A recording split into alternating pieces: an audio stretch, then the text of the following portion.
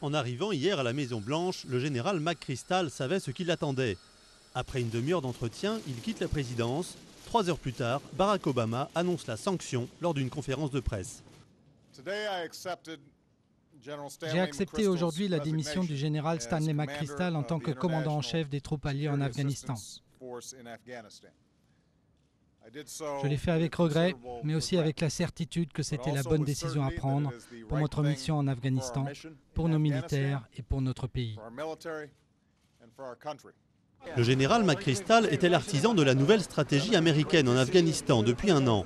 Il voulait d'abord regagner la confiance de la population en réduisant les pertes civiles de la guerre. Il avait aussi obtenu des renforts pour mieux combattre les talibans.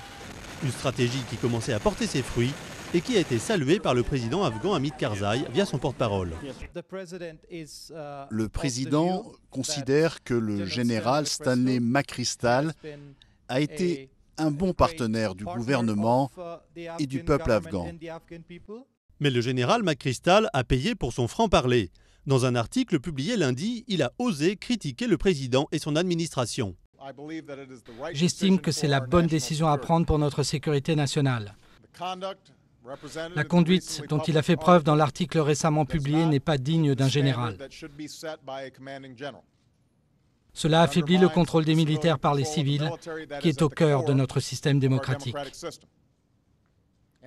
Et cela ébranle la confiance indispensable à notre équipe pour atteindre nos objectifs en Afghanistan.